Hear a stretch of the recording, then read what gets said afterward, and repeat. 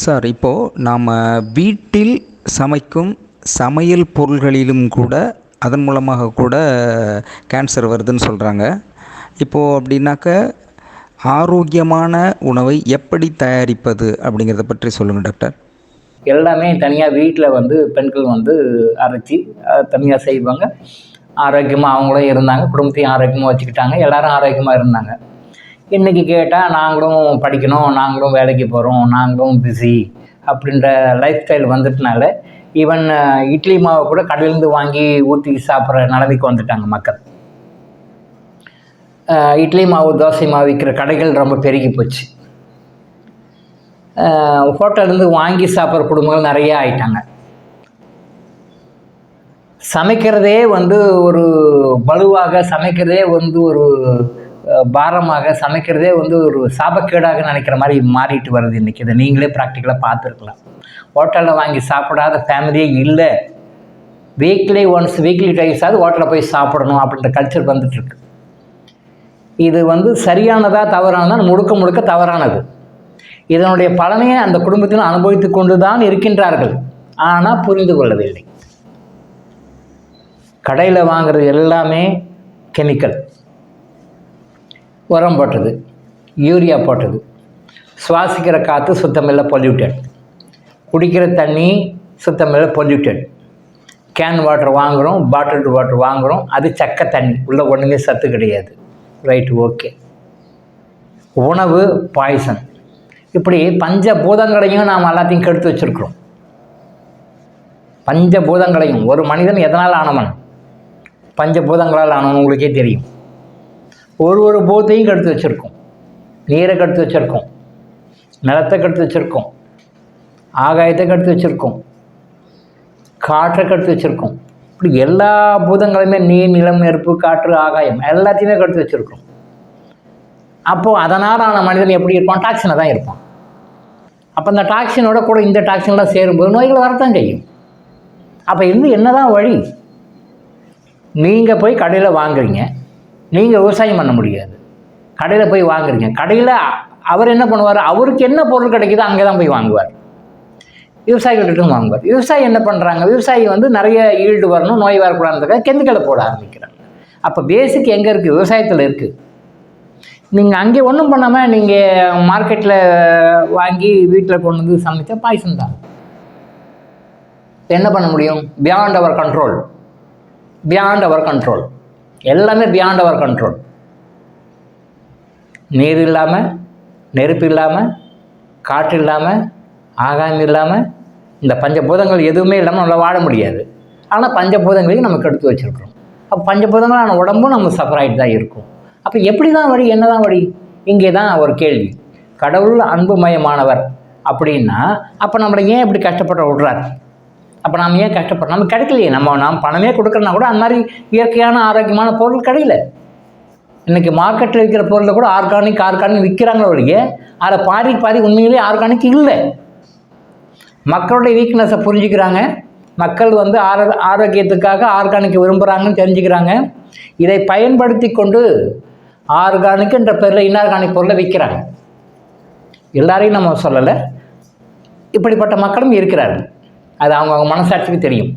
ஒரு 100 பேர் இருக்காங்கன்னா பாதிக்கு பாதி பேர் ஆர்கானிக் பொருள்ன்ற பேரில் இன்ஆர்கானிக் பொருளை விற்கிறாங்க. இதுக்கு என்ன பண்ண முடியும்? நாம் என்ன பண்ண முடியும்? எப்படி ஆரோக்கியம் வாழ முடியும்? ஒரே ஒரு வழி, கிறிஸ்டல் மெடிடேஷனையும் கிறிஸ்டல் யோகாவையும் செய்வது தான். இந்த கிறிஸ்டல் மெடிடேஷனையும் கிறிஸ்டல் யோகாவையும் குறைந்தபட்சம் ஒரு நாளைக்கு 1 மணி நேரமாக நீங்கள் பண்ணிங்கன்னா இயற்கையாக நம்ம உடம்புல காஸ்மிக்லேருந்து வர்ற எனர்ஜி இந்த எனர்ஜியெல்லாம் நியூட்ரலைஸ் பண்ணும். நீங்கள் இந்த கிறிஸ்டல் யோகாவையும் கிறிஸ்டல் மெடிடேஷனையும் பண்ணாமல் வேறு எந்த முறையிலையும், என்னுடைய அறிவு கெட்டின வரைக்கும் எந்த முறையிலையும் இந்த டாக்ஸின்லேருந்து நம்மளால் வெளியே வர முடியாது. நம்ம நோயற்ற வாழ்க்கையை நினச்செல்லாம் பார்க்க முடியாது. நினச்சே பார்க்க முடியாது. இமேஜின் கூட பண்ண முடியாது. நோயற்ற வாழ்க்கை அப்படின்னு இமேஜின் கூட பண்ண முடியாது. ஒன்ஸ் அப்பான் எ டைம் அப்படி தான் நினைக்கணும். Once upon a time our forefathers were living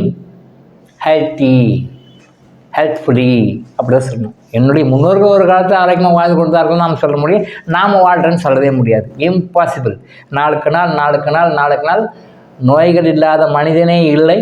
நோய் இல்லாமல் வாழ முடியாது அப்படின்றது தான் உண்மையாக இருக்கும். இப்பயே அப்படி தான் சொல்லி கொடுத்துருக்காங்க. டாக்டர்ஸ் எடுத்தால் நோய் இல்லாமல் வாழ்வது எப்படின்னு யாரும் சொல்கிறதில்ல, நோயோடு வாழ்வது எப்படி தான் கற்றுக் கொடுக்குறாங்க. ட்ரைனிங் அப்படி தானே கொடுக்குறாங்க. நோயோடு வாழ்வது எப்படி, how to cope up with the disease, how to cope up with the stress, இப்படி தான் சொல்லி கொடுக்குறாங்க. How to eradicate the disease, how to eradicate your stress அப்படி சொல்லிக் கொடுக்குறதில்ல. நீங்கள் எந்த மீடியாவில் எந்த டாக்டர் யாரை வேணாலும் பாருங்கள், இதுதான் சொல்லிக் கொடுக்கும். நோயோடு வாழ்வது எப்படி, அதை எப்படி அட்ஜஸ்ட் பண்ணி வாழணும், அந்த நோயிலிருந்து விலகி நோயிலிருந்து தவிர்த்து எப்படி நாம் ஆரோக்கியம் வாழணும் யாரும் சொல்லிக் கொடுக்கல. இந்த மக்களும் அதை தான் ஃபாலோ பண்ணி போயிட்டுருக்காங்க. ஸோ கிறிஸ்டல் தியானம், கிறிஸ்டல் மெடிடேஷன் மட்டுமே உங்களுக்கு இந்த மாதிரி விஷயங்கள் இருந்து உங்களை சுற்றி என்ன பாய்சன் இருந்தாலும், என்ன டாக்ஸின் இருந்தாலும், என்ன பொல்யூஷன் இருந்தாலும் உங்களை காப்பாற்றும். போபால் விஷவாயு சம்பவம் இதுக்கு ஒரு உதாரணமாக எடுத்துக்கலாம். போபாலில் விஷவாயு கசியுது, எல்லாரும் சஃபர் ஆகுறாங்க, எல்லாரும் மயங்கி விழுறாங்க. அப்போ இறந்தவங்களுடைய ஜெனட்டிக்கில் வந்தவங்க இன்றைக்கி 2ஆம் தலைமுறை 3ஆம் தலைமுறையில் இருக்கிறவங்களுக்கு கூட இன்றைக்கும் அந்த ப்ராப்ளம் இருக்குது. பல வகையில் ஊனமுற்று வாழ்கிறார்கள். அது அரசாங்கம் அதை அப்படியே மறைச்சிடுச்சு. அமெரிக்க நிறுவனமாக அது போட்டு அமுக்கிட்டாங்க, அது அப்படியே போயிடுச்சு. அப்போ எதை காப்பாற்றுகிறது, யாரை காப்பாற்றுகிறது அப்படின்னு சொல்லி பார்த்தோம்னா, அந்த ஒரு பிராமின் ஃபேமிலி அந்த போபால் விஷவாயு டைமில் ஹோமம் வளர்த்து அந்த ஹோமத்தில் இருந்தாங்க இல்லையா, அந்த ஃபேமிலிக்கு ஒன்றுமே ஆகலை. அவங்க இன்றைக்கும் ஆரோக்கியமாக இருக்காங்க.